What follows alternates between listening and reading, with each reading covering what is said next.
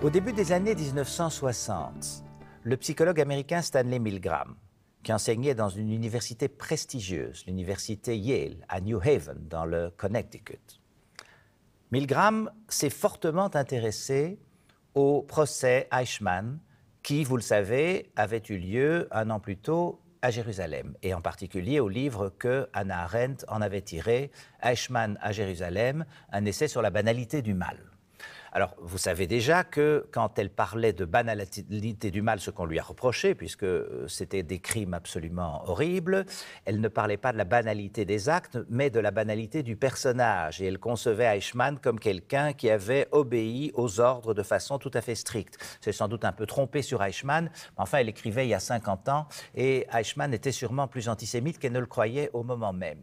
Mais enfin, elle avait donné l'idée qui peut-être correspond à d'autres exécutants que Eichmann, qui était cette idée suivant laquelle il y a des gens qui sont capables d'obéir aux ordres et de faire les choses les plus abominables parce qu'ils ne se sont pas capables de se mettre à la place d'autrui. Donc ils ne pensent pas, ils obéissent parce que s'ils pensaient, s'ils réfléchissaient, s'ils avaient la possibilité de se mettre à la place de la victime, sans doute s'arrêteraient-ils ou auraient-ils tendance à s'arrêter. Et Hannah Arendt donc dit, voilà, c'est un homme qui est un homme banal, ordinaire, il y a beaucoup de gens qui sont incapables de se mettre à la place de l'autre, et donc elle émet une sorte d'avertissement. Alors Milgram se dit, tiens, nous sommes au début des années 1960 aux États-Unis, est-ce que ce serait possible aux États-Unis? Bien sûr, aux États-Unis, vous n'avez plus de parti unique, raciste, expansionniste, ni d'appareil de propagande totalitaire. Vous n'avez plus ça, vous avez tout le contraire. Vous avez une pluralité des partis et on enseigne au contraire aux enfants en général qu'ils doivent bien sûr obéir aux ordres de l'autorité, mais que si l'autorité leur demande de violer les droits d'autrui, les droits de l'homme sont une valeur fondamentale et ils devraient refuser d'obéir. Donc c'est tout le contraire de ce qui se passait sous le nazisme. Et donc il tente une expérience et il met dans la presse locale un avis dans un journal en demandant à qui veut de participer à une expérience sur la mémoire. Et l'expérience sur la mémoire, c'est la chose suivante, c'est-à-dire que Milgram informe le participant, qui évidemment ne connaît rien à la psychologie et qui n'est pas universitaire, il l'informe en lui demandant, en lui disant, voilà, nous allons faire une expérience sur la mémoire, nous allons tester la loi suivant laquelle la mémoire des individus est améliorée quand, chaque fois que l'individu se trompe, on le fait souffrir. Une violence est exercée sur lui.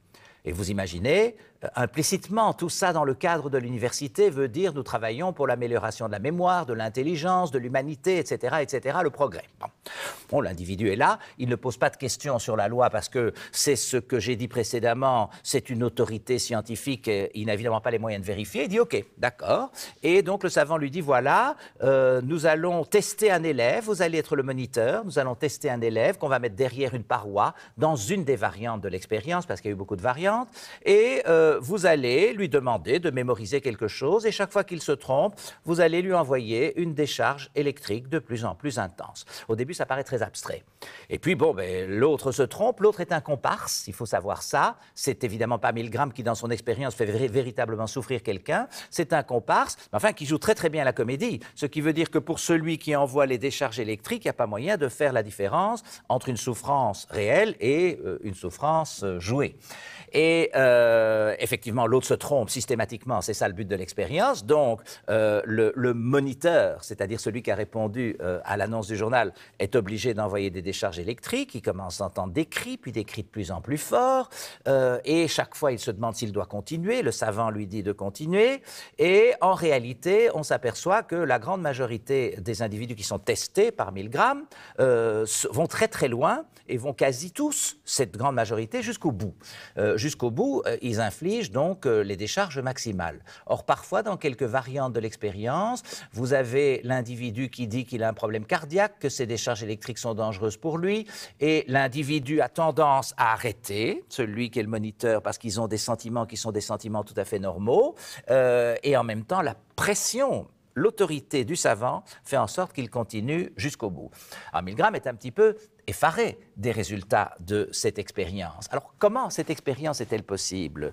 Nous n'avons plus la terreur qui existait sous le nazisme, qui faisait qu'on obéissait aux ordres, d'abord parce qu'on craignait pour sa peau, et vous n'avez plus non plus l'appareil de propagande totalitaire qui faisait qu'on obéissait aux ordres parce que le parti, dans son travail de propagande, avait tellement déshumanisé les victimes, les juifs, les tziganes, que quelque part, ça facilitait ces actes horribles et qu'on ne se mettait plus à la place de l'autre parce que justement, l'autre avait été déshumanisé. Il n'y a plus ça sous Milgram. On est dans une société démocratique, une société qui enseigne exactement le contraire de ce qu'enseignait la propagande nazie hitlérienne.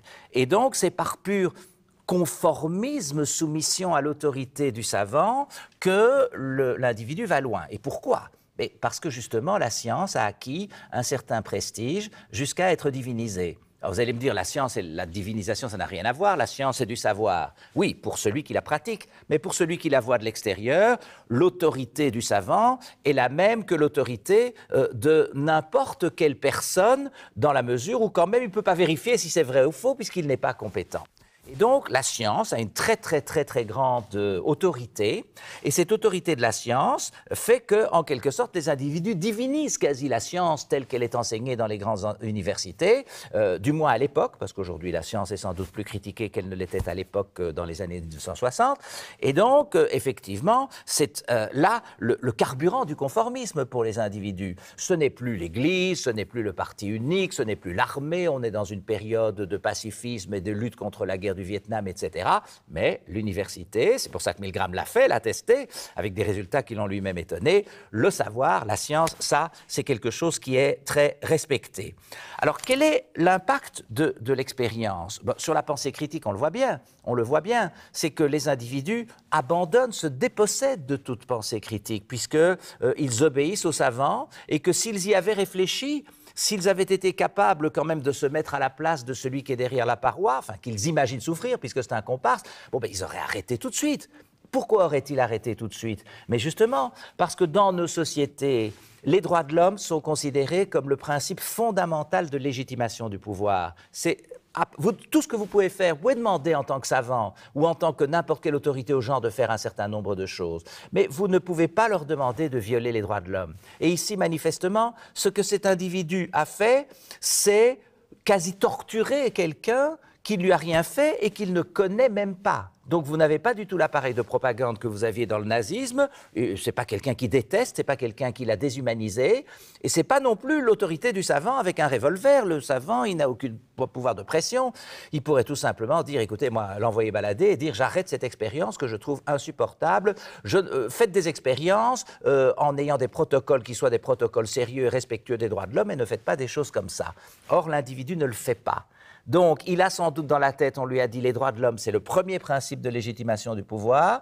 Vous avez l'autorité du savant, mais c'est subordonné, et quelque part, il se livre totalement à l'autorité du savant. Et donc, ça pose un problème quant à l'enseignement qui a été fait, parce que c'est pas comme dans le nazisme, où on avait enseigné l'obéissance aveugle à l'autorité, le Führerprinzip, le principe de soumission au leader. Ici, on enseigne exactement le contraire, mais quelque part, l'autorité de la science, ou même la divinisation de la science, fait en sorte que l'individu va très loin dans la violation des droits de l'homme en obéissant à un savant vis-à-vis de quelqu'un à l'égard duquel il n'a pas du tout été conditionné, qu'il ne connaît même pas.